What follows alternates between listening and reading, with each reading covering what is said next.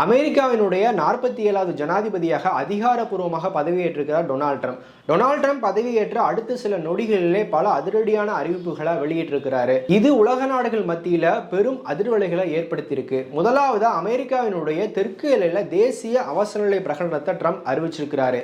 என்ன காரணம் அப்படின்னா, அமெரிக்காவினுடைய தெற்கு எல்லை பகுதியில் இருக்கும் மெக்சிகோ நாட்டிலிருந்து லட்சக்கணக்கான மக்கள் சட்டவிரோதமாக அமெரிக்காவில் ஊடுருவதால அமெரிக்காவினுடைய பொருளாதாரம் மற்றும் வாழ்வாதாரம் பாதிக்கப்படுது.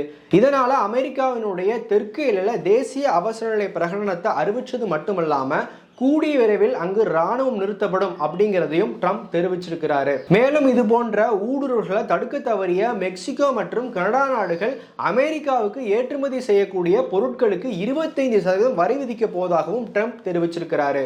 ஹூ என்று சொல்லப்படக்கூடிய உலக சுகாதார அமைப்பிலிருந்தும் அமெரிக்கா அதிகாரப்பூர்வமா வெளியேறி இருக்கு. ஆண்டுதோறும் அமெரிக்கா இந்த ஹூ அமைப்புக்கு 100க்கும் மேற்பட்ட பில்லியன் டாலர்களை நன்கொடையா வழங்கிட்டு இருந்தது குறிப்பிடத்தக்கது.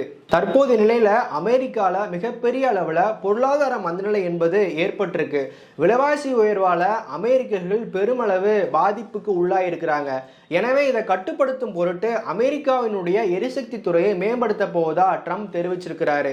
எரிசக்தி விலையை குறைப்பதன் மூலம் விலைவாசியை கட்டுப்படுத்தலாம் என்கிற அடிப்படையில் எரிசக்தி துறைக்கு அதிக முக்கியத்துவம் கொடுக்க ட்ரம்ப் முடிவெடுத்திருக்கிறாரு.